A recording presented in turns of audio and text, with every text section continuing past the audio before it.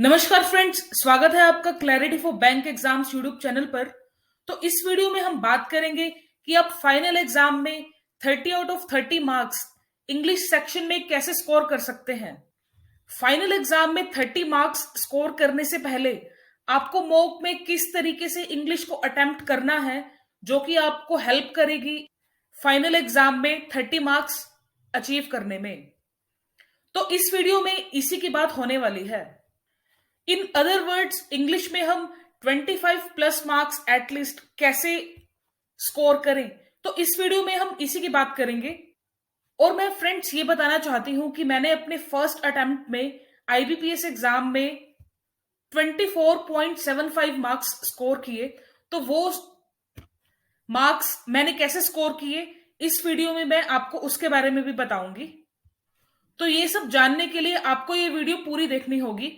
I hope आप ये video पूरी देखेंगे और पूरी वीडियो देखने के बाद कमेंट सेक्शन में बताइएगा कि आपको ये स्ट्रेटेजी अच्छी लगी या फिर ऐसे ही। तो चलिए फ्रेंड्स, पहले क्वेश्चन से बात करते हैं कि किस टाइप के क्वेश्चंस हमें मॉक टेस्ट में देखने को मिलते हैं और फाइनल एग्जाम में हमें किस टाइप के क्वेश्चन देखने को मिल सकते हैं। तो फ्रेंड्स, जो लास्ट ईयर 2022 में जो भी एग्जाम्स हुए थे, like IBPS clerk, IBPS PO and SBI clerk and SBI PO, तो उसमें किस तरह के क्वेश्चंस पूछे हुए थे, तो मैं आपको बता सकती हूँ कि उसमें एरर स्पॉटिंग पूछा हुआ था, parajumbles, word swapping, reading comprehension, fill ups, cloze test, match the column, इस टाइप के क्वेश्चंस देखने को मिले थे। वन बाय वन मैं आपको बताऊंगी कि आपको ये क्वेश्चन ऐसे सॉल्व करना है, फिलअप्स को आप इस तरीके से अटेम्प्ट कर सकते हैं, और साथ में ये भी बताऊंगी कि पहले आपको किस सेक्शन को अटेम्प्ट करना चाहिए और बाद में किन क्वेश्चंस को अटेम्प्ट करना चाहिए। तो फ्रेंड्स, अपनी कन्वीनियंस के लिए हम इन क्वेश्चंस को 3 पार्ट्स में डिवाइड कर लेते हैं। पहले हम पार्ट को बोलते हैं मिसलेनियस, सेकंड पार्ट को बोलते हैं रीडिंग कॉम्प्रहेंशन और थर्ड पार्ट को पैराजंबल्स। तो पहले हम फर्स्ट पार्ट की बात करते हैं, दैट इज मिसलेनियस, यानी कि जो वन लाइनर क्वेश्चंस होते हैं, जो छोटे छोटे क्वेश्चंस होते हैं, लाइक एरर स्पॉटिंग के, एक सेंटेंस लिखा हुआ है और उसको पार्ट्स में डिवाइड किया हुआ है और आपको उसमें बताना है कि किस पार्ट में एरर है। तो इस तरीके से आपको एरर स्पॉटिंग करनी है, और अगर कोई एरर नहीं है तो आपको जो लास्ट ऑप्शन होगा नो एरर, उस पर क्लिक करना है और इस तरीके से वो क्वेश्चन सॉल्व हो जाएगा। तो नेक्स्ट हम बात करते हैं फिलअप्स की। तो fill in the blanks type question होंगे, फिल इन द ब्लैंक होगा और नीचे ऑप्शंस दे रखे होंगे। तो जो भी अप्रोप्रिएटली फिट होता है, जो कि ग्रामेटिकली और कॉन्टेक्चुअली सही फिट होता है, उसको आपको चूज करना है। इस तरीके से आप फिलिप्स वाले क्वेश्चंस भी अटेम्प्ट कर सकते हैं। और कुछ टाइप के क्वेश्चंस होते हैं वर्ड स्वैपिंग, यानी कि एक सेंटेंस है, उसमें कुछ वर्ड्स होंगे, उनको स्वैप किया हुआ होगा, तो आपको match the column type questions होते हैं, तो इस टाइप से आपको वो अटेम्प्ट करने होते हैं। और कुछ match the column type questions होते हैं, लाइक 2 सेंटेंस होंगे, उनको ऊपर नीचे अरेंज कर रखा होगा, आपको बस मैच द कॉलम करना है, और अगर वो सेंटेंस ग्रामेटिकली और कॉन्टेक्चुअली करेक्ट होता है तभी उसको टिक करना है। और एक टाइप होता है क्लोज टेस्ट का। क्लोज टेस्ट वाले क्वेश्चंस बहुत ही इजी होते हैं। आपको इसका नाम पढ़ने में बेशक मुश्किल लग रहा हो कि क्लोज टेस्ट पता ही नहीं क्या होगा, कि इसका नाम तो बड़ा मुश्किल लग रहा है, बट इन रियलिटी बहुत आसान होता है। It is like fill ups. ऐसा लगा लीजिए कि 5 फिलिप्स क्वेश्चन पूछे हुए हैं, तो क्लोज टेस्ट उसी को बोलते हैं। थोड़ा सा बड़ा सेंटेंस लिखा होगा, आपको उसको ऊपर से लेकर नीचे तक पढ़ना होता है, सो दैट आप उसमें गलती ना कर पाए। कई बार फ्रेंड्स हम फिलअप वाली लाइन ही पढ़ लेते हैं, उसके आगे पीछे की लाइंस नहीं पढ़ते। अगर हम ऐसा करते हैं तो बहुत ज्यादा चांसेस है कि हमारा क्लोज टेस्ट वो गलत हो सकता है। ऐसा मेरे साथ मॉक टेस्ट में हुआ है, तभी मैं आपको बता रही हूं, ताकि आप अपने रियल एग्जाम में ये गलती मत करें। मैं एक अलग से वीडियो भी बना दूंगी जिसमें मैं आपको क्लोज टेस्ट का बहुत ही इजी मेथड बताऊंगी कि आपको क्लोज टेस्ट कैसे सॉल्व करना है। इस वीडियो में हम ज्यादा डिटेल में नहीं जाते हैं कि आपको पैराजंबल्स कैसे सॉल्व करना है, क्लोज टेस्ट कैसे सॉल्व करना है, या फिर फिलअप्स कैसे सॉल्व करने हैं। इस वीडियो में हम बात करेंगे कि क्रोनोलॉजिकली आपको कौन से पहले क्वेश्चंस अटेम्प्ट करने हैं, कौन से बाद में क्वेश्चंस अटेम्प्ट करने हैं, सो दैट आपकी मैक्सिमम एक्यूरेसी हो सके और फाइनल एग्जाम में आपके एटलीस्ट 25 प्लस मार्क्स आ सके। और लास्ट में मैं आपको डेमोन्स्ट्रेट करके भी बताऊंगी कि मॉक टेस्ट में आपको कैसे ये स्ट्रेटेजीज अप्लाई करनी है। तो फ्रेंड्स, जैसा कि मैंने आपको पहले मिसलेनियस पोर्शन के बारे में बताया था, यानी कि सारे क्वेश्चंस माइनस आरसी माइनस पैराजंबल्स, तो आपको मिसलेनियस पोर्शन को पहले कंप्लीट करना है। उसके बाद आपको रीडिंग कॉम्प्रिहेंशन कंप्लीट करने हैं। उसके बाद आप पैराजंबल्स सॉल्व कीजिए। तो आपको मिसलेनियस पोर्शन यानी कि जो ग्रामर का पोर्शन है जल्दी से जल्दी अटेम्प्ट करना है, सो दैट लास्ट में आपके पास रीडिंग कॉम्प्रिहेंशन के लिए ज्यादा टाइम बच जाए। जितना ज्यादा टाइम आपको रीडिंग कॉम्प्रिहेंशन को पढ़ने के लिए मिलेगा, उतने ही ज्यादा चांसेस हैं कि आपके वो क्वेश्चंस ठीक होंगे। सो साइंटिफिक टर्म में इसको बोलेंगे कि जितना ज्यादा टाइम उतनी ज्यादा एक्यूरेसी, यानी कि ये डायरेक्टली प्रोपोर्शनल है। अगर आप साइंस स्टूडेंट्स हैं तो आपको पता होगा कि डायरेक्टली प्रोपोर्शनल क्या होता है और इनवर्सली प्रोपोर्शनल क्या होता है। तो सिंपल टर्म्स में यही कहना चाहूंगी, जितना ज्यादा आप आरसी में टाइम लगाएंगे उतने ज्यादा चांसेस है कि आपके वो क्वेश्चंस ठीक होंगे। बिकॉज कई बार क्या होता है कि हमारे पास लास्ट में टाइम कम बचता है और जल्दबाजी में हम आरसी को ऊपर ऊपर से पढ़ लेते हैं, अच्छे से पढ़ नहीं पाते और इसीलिए उसके क्वेश्चंस जल्दबाजी में गलत हो जाते हैं। और फ्रेंड्स, एक बात का आपको बिल्कुल अच्छे से ध्यान रखना है कि क्वेश्चन में पूछा क्या हुआ है, क्या ट्रू पूछा हुआ है या फिर नॉट ट्रू पूछा हुआ है। कई बार हम इसमें भी सिली मिस्टेक कर लेते हैं, तो इसके बारे में भी आपको ध्यान रखना है। लेट सपोज रीडिंग कॉम्प्रिहेंशन में 7 क्वेश्चंस हैं, तो एटलीस्ट आपको 5 मिनट तो रीडिंग कॉम्प्रिहेंशन के लिए बचाने ही चाहिए लास्ट में। लेट सपोज अगर एक मॉक टेस्ट में 20 क्वेश्चंस मिसलेनियस हैं और लेट से 6 क्वेश्चंस आपके रीडिंग कॉम्प्रिहेंशन के हैं और बाकी 3-4 क्वेश्चन पैराजंबल्स के हैं, तो कायदे से आपको 11-12 मिनट में ग्रामर पोर्शन यानी कि मिसलेनियस पोर्शन जल्दी से कर लेना है, सो दैट आपके पास बाद में रीडिंग कॉम्प्रिहेंशन और पैराजंबल्स के लिए टाइम बच जाए। तो पैराजंबल्स फ्रेंड्स 2 टाइप्स के आते हैं, इजी और डिफिकल्ट। अगर इजी होगा तो आप उसके 5 क्वेश्चन जो भी क्वेश्चंस पूछे हुए होंगे वो आप अटेम्प्ट कर ही सकते हैं। अगर फ्रेंड्स डिफिकल्ट है और लेट सपोज उसमें 5 क्वेश्चंस हैं, तो फर्स्ट सेंटेंस और लास्ट सेंटेंस तो पता लग ही जाता है और आप बीच वाले क्वेश्चंस छोड़ सकते हैं। फ्रेंड्स, इसमें आपको ज्यादा रिस्क नहीं लेना है, बिकॉज यहां नेगेटिव मार्किंग भी है। आपको पता ही होगा कि 1/4 नेगेटिव मार्किंग है। और अगर पैराजंबल्स इजी हैं तो आप आरसी से पहले भी कर सकते हैं। तो आपको एक बारी पूरे पेपर को ग्लैंस करना है। अगर पैराजंबल्स मुश्किल लग रहे हैं तो आप इसको लास्ट के लिए छोड़ सकते हैं। अगर इजी लग रहा है तो आप आरसी से पहले भी कर सकते हैं। और अगर आरसी डिफिकल्ट है और पैराजंबल इजी है तो आप पहले पैराजंबल अटेम्प्ट कर लीजिए और बाद में RC, as per the difficulty of the paper. Friends, आप पेपर में छोटे क्वेश्चंस पहले अटेम्प्ट कर सकते हैं और बड़े क्वेश्चंस बाद में अटेम्प्ट कर सकते हैं, सो दैट एक कॉन्फिडेंस भी आ पाए। कई बार क्या होता है कि हम फाइनल एग्जाम में, रियल एग्जाम कंडीशन में हम कॉन्फिडेंस लूज कर जाते हैं, जिससे कि हमारा पेपर खराब हो सकता है। एक स्पिल ओवर इफेक्ट होता है जो कि हमारे पूरे पेपर पर इम्पैक्ट करता है। For example, last year SBI PO में मेरे साथ हुआ था।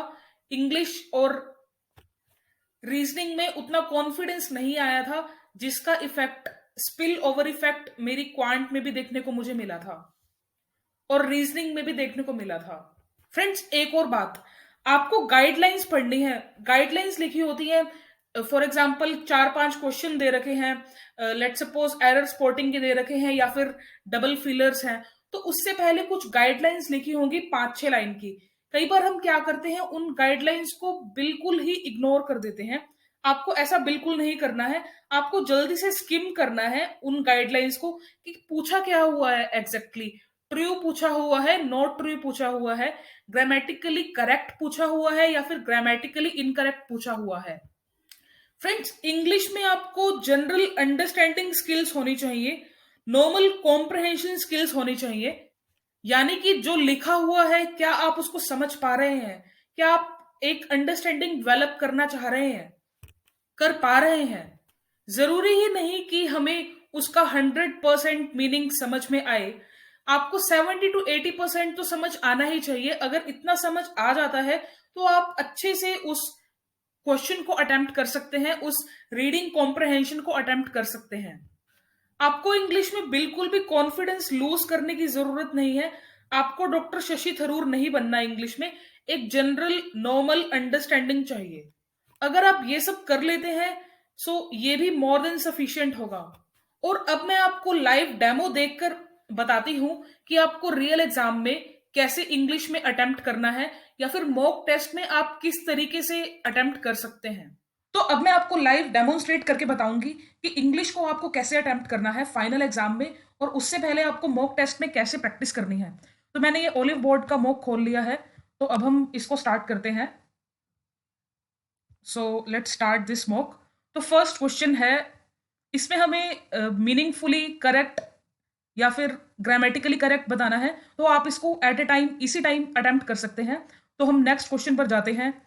इसको भी हम साथ के साथ अटेम्प्ट कर सकते हैं बिकॉज ये क्वेश्चन अटेम्प्ट करने में ज़्यादा टाइम नहीं लगता। तो नेक्स्ट हम जाते हैं, इसके अंदर शायद हमें ग्रामेटिकली इनकरेक्ट ढूंढना है। हाँ, जैसा कि यहाँ पर आप देख सकते हैं लिखा हुआ है, तो आपको इसमें सेलेक्ट करना है कि कौन सा ग्रामेटिकली इनकरेक्ट है या फिर मीनिंगफुल नहीं है। तो आप पहले इन स्टेटमेंट को पढ़ सकते हैं कि क्या क्या डायरेक्शंस दे रखी हैं, और उसके बाद आप इसको अटेम्प्ट कर सकते हैं साथ के साथ। उसके बाद नेक्स्ट क्वेश्चन ऐसे ही अटेम्प्ट कर सकते हैं। नेक्स्ट पे जाते हैं। लाइकवाइज ये भी अटेम्प्ट हो सकता है। नेक्स्ट आपको बताना है कि इसकी जगह पर क्या आ सकता है, या फिर कोई इंप्रूवमेंट की ज़रूरत नहीं है, तो आप ई ऑप्शन पे क्लिक कर सकते हैं। तो नेक्स्ट देखते हैं। इसमें आपको शायद एरर्स बताने हैं कि किस पार्ट में एरर है। अगर ए पार्ट में एरर है तो आप ए टिक करेंगे। लाइकवाइज अगर डी में एरर है तो आप डी क्लिक करेंगे। तो आप इस डायरेक्शन को भी पढ़ सकते हैं। तो नेक्स्ट हम नेक्स्ट क्वेश्चन पे जाते हैं। लाइकवाइज ये जो बोल्ड लेटर्स में लिखा हुआ है टू वर्क, ये सही है। इसके अलावा एक ना एक सेंटेंस में एरर है। अगर आपको एरर मिल रहा है तो आप यहाँ पर ये अटेम्प्ट कर सकते हैं। अगर कोई एरर नहीं मिल रहा तो आप नो एरर लगा सकते हैं। तो लाइकवाइज नेक्स्ट क्वेश्चन पर जाते हैं। तो इसमें भी आपको एरर ढूंढना है, वही सेम पिछले वाला पैटर्न ही रिपीट हुआ है। लाइकवाइज ये क्वेश्चन भी ऐसे है, 11th भी ऐसे ही है। यहाँ पर भी आपको ग्रामेटिकली और कॉन्टेक्चुअली करेक्ट ढूंढना है, और अगर कोई इंप्रूवमेंट नहीं अगर नजर आ रही है तो आप नो इंप्रूवमेंट रिक्वायर्ड ये भी टिक लगा सकते हैं। अगर नहीं है तो ऐसे नहीं। तो लाइकवाइज ये क्वेश्चन भी वैसे ही है। Next 14th। अब ये है रीडिंग कॉम्प्रहेंशन का। रीडिंग कॉम्प्रहेंशन आपको लास्ट में अटेम्प्ट करना है, तो आप mark for review and next कर सकते हैं। तो इसके बाद आपको हर क्वेश्चन पर क्लिक करने की जरूरत नहीं है, बिकॉज आपको अंदाजा है ना कि टोटल 7 क्वेश्चंस हैं, तो आप डायरेक्टली 7 के बाद जंप कर सकते हैं। तो 14, 15, 16 3 क्वेश्चंस ये हो गए, 17, 18, 19, 20। तो 20 तक ये जो क्वेश्चंस हैं वो है रीडिंग कॉम्प्रहेंशन, आप देख भी सकते हैं। तो आप इसको बाद में अटेम्प्ट कीजिएगा, तो आप 14 के बाद डायरेक्टली जंप कर सकते हैं 21st क्वेश्चन पर। तो अब यहाँ पर भी आपको ग्रामेटिकली और मीनिंगफुली इनकरेक्ट बताना है। अगर सभी करेक्ट हैं तो आपको ऑल आर करेक्ट ऑप्शन पर आप टिक कर सकते हैं। सो नेक्स्ट क्वेश्चन भी ऐसे ही है, grammatically and contextually meaningful sentence पर आपको बताना है, और इसको रीअरेंज करना है। और अगर कोई रीअरेंजमेंट रिक्वायर्ड नहीं है तो आप नो रीअरेंजमेंट रिक्वायर्ड पर भी टिक लगा सकते हैं। लाइकवाइज ये भी क्वेश्चन वैसे ही है। नेक्स्ट 24 पे जाते हैं। आप इसको स्क्रॉल कर लीजिएगा, कई बार हम स्क्रॉल नहीं करते और हमारा क्वेश्चन वो गलत हो जाता है। तो नेक्स्ट क्वेश्चन पर जाते हैं, ये भी वैसे ही है। नेक्स्ट 26, ये भी सेम है। 27, अब यहाँ पर आपको एक जो ये फॉर एग्जाम्पल क्यूरियस, ये दोनों सेंटेंस में फिट होना चाहिए। तो इससे पहले आप ये डायरेक्शन पढ़ सकते हैं कि क्वेश्चन में पूछा क्या हुआ है, इसको जल्दी से ग्लैंस कर सकते हैं और उसके बाद ये अटेम्प्ट कर सकते हैं। लाइकवाइज नेक्स्ट क्वेश्चन भी, इनकी जो डायरेक्शंस हैं वो सेम ही है। 3-5 क्वेश्चंस की डायरेक्शन सेम है, तो एक बार आप डायरेक्शन को पढ़ सकते हैं, जो कि आपके 3-4 क्वेश्चन में काम आ जाएगी। नेक्स्ट ये भी सेम है। 30th ये भी सेम है। अब हम सीधा जाते हैं, ये भी आप साथ साथ अटेम्प्ट कर सकते हैं। ये सब करने के बाद जो 1 लाइनर क्वेश्चंस हैं, इसको अटेम्प्ट करने के बाद आप मार्क फॉर रिव्यू वाले क्वेश्चन पर जाइए, और ये देखिए, इसको भी आप ग्लैंस कर लीजिए फटाफट कि क्या लिखा हुआ है। तो इसका जो फर्स्ट क्वेश्चन है, पहले आप क्वेश्चन पढ़ सकते हैं। एंटोनिम पूछा है कंबाइंड का, एंटोनिम विलोम शब्द पूछा है कंबाइंड का, तो आप ये इसमें से जो करेक्ट ऑप्शन है वो सेलेक्ट कर सकते हैं। लाइकवाइज आप 15 पे जाइए। अबंडेंट का सिनोनिम पूछा है, सिनोनिम मीन्स पर्यायवाची। अबंडेंट का जो भी सिनोनिम है वो आप लगा सकते हैं। नेक्स्ट पे जाइए, आप इस क्वेश्चन को पढ़िए और उसके अकॉर्डिंग फिर उन कीवर्ड्स पर ज्यादा फोकस कीजिए जो कि आपके क्वेश्चन में पूछे हुए हैं। यानी कि अगर क्वेश्चन में ये पूछा हुआ है मोनो अनसैचुरेटेड फैट्स के बारे में, जब आप रीडिंग कॉम्प्रहेंशन पढ़ रहे हैं तो आप इस कीवर्ड पर ज्यादा फोकस कीजिएगा। एक बार तो आपको अच्छे से ग्लैंस लेनी ही पड़ेगी पूरे पैराग्राफ की, पूरे रीडिंग कॉम्प्रहेंशन की। तो इस तरीके से आप क्वेश्चन को मैक्सिमम एक्यूरेसी के साथ अटेम्प्ट कर सकते हैं। तो नेक्स्ट हम जाते हैं नेक्स्ट क्वेश्चन पर कि नॉट ट्रू पूछा है। तो अगर जब आप इसको पढ़ लेंगे इस पूरे रीडिंग कॉम्प्रहेंशन को, उसके बाद आपको ध्यान में रहना चाहिए कि नॉट ट्रू पूछा है, आपने ट्रू पर क्लिक नहीं करना जल्दबाजी में। I hope you are getting my point. So next पर जाते हैं, दैट इज 18th क्वेश्चन। तो यहां पर पूछा है fats are made up of which of the following, तो आपको इस पर ध्यान देना है। ओके, तो नेक्स्ट क्वेश्चन पर जाते हैं 19th, that is according to the passage which of the following options contain a product which is not a source of polyunsaturated fats. So not a source बताना है, सोर्स नहीं बताना। तो आप इस तरीके से फिर ये रीडिंग कॉम्प्रहेंशन पढ़ सकते हैं। नेक्स्ट देखते हैं 20th, ये पूछा है विच प्रोसेस यील्ड्स सोप। तो इस पर आप फोकस कर सकते हैं जब आप पैसेज पढ़ेंगे। तो आप अब पैसेज पर आइए और फटाफट से इस पैसेज को पढ़िए और उसके अकॉर्डिंग आंसर दीजिए। जो ये फ्रेंड्स एंटोनिम और सिनोनिम पूछे हुए हैं, इसके लिए तो आपको ज्यादा रीडिंग कॉम्प्रहेंशन पढ़ने की ज्यादा जरूरत नहीं है, बट फिर भी आप एक बार पढ़ लीजिए। आप ये बिना पढ़े ही इसके आंसर दे सकते हैं। ओके, तो ये मैंने आपको आई थिंक सब कुछ आपके डाउट्स क्लियर कर दिए हैं। तो अब मैं इसको जल्दी से समराइज कर देती हूँ कि आपको इंग्लिश का मॉक टेस्ट कैसे अटेम्प्ट करना है। सबसे पहले आपको वन लाइनर्स अटेम्प्ट करने हैं और उसके बाद रीडिंग कॉम्प्रहेंशन करना है और लास्ट में पैराजंबल्स करना है। जैसा कि इस मॉक टेस्ट में मैंने आपको बताया कि जो हमारे पहले क्वेश्चंस थे वो मिसलेनियस थे, वन लाइनर थे। उसमें या तो एरर स्पॉटिंग पूछा हुआ है या फिर कॉन्टेक्चुअली इनकरेक्ट और करेक्ट पूछा हुआ है। तो इस तरीके से आप ये उसी टाइम अटेम्प्ट कर सकते हैं। उसके बाद आप अगर आपका बीच में रीडिंग कॉम्प्रहेंशन आता है तो आप उसको मार्क फॉर रिव्यू कर सकते हैं और आप उसके बाद जब भी आप और सारा अटेम्प्ट कर लेंगे, लास्ट में आप रीडिंग कॉम्प्रहेंशन अटेम्प्ट कर सकते हैं। और अगर उस मॉक टेस्ट में पैराजंबल्स भी हैं तो आप रीडिंग कॉम्प्रहेंशन के बाद पैराजंबल्स अटेम्प्ट कर सकते हैं। तो ये मैंने आपको सीक्वेंस बताई कि आपको इंग्लिश को कैसे अटेम्प्ट करना है। लेट्स सपोज रीडिंग कॉम्प्रहेंशन में अगर 8 क्वेश्चंस पूछे हुए हैं तो रीडिंग कॉम्प्रहेंशन के लिए आपको एटलीस्ट 6 to 7 मिनट्स तो देने ही चाहिए। तो इस हिसाब से 12-13 मिनट में आप जो मिसलेनियस क्वेश्चंस हैं, वन लाइनर है, एरर स्पॉटिंग है या फिर फिल इन द ब्लैंक्स वाले क्वेश्चन है, आप उसको पहले फटाफट अटेम्प्ट कर सकते हैं और लास्ट में ज्यादा टाइम रीडिंग कॉम्प्रहेंशन को दीजिए बिकॉज उसमें ज्यादा टाइम लगता है और जितना ज्यादा आप टाइम देंगे उतना ज्यादा सही होने के चांसेस हैं आपके क्वेश्चन के। आई होप आपको ये सब समझ आ चुका है। अगर आपको कोई डाउट है तो आप नीचे कमेंट सेक्शन में लिखकर भेज सकते हैं। अगर आप अपना कोई सजेशन देना चाहें तो भी आप कमेंट सेक्शन में लिख सकते हैं। सो इस वीडियो में इतना ही। Thank you very much. आप इस वीडियो को लाइक शेयर एंड सब्सक्राइब कर सकते हैं। So that's it for this video. Thank you very much.